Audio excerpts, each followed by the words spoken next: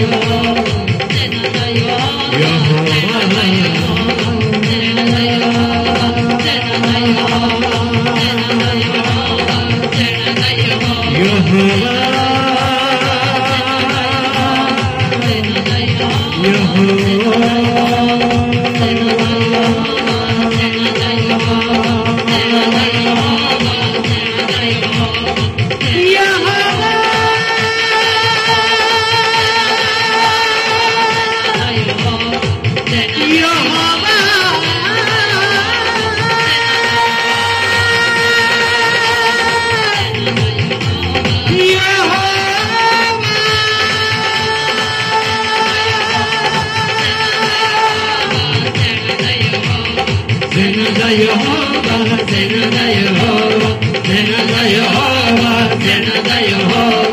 सेना दा यहोवा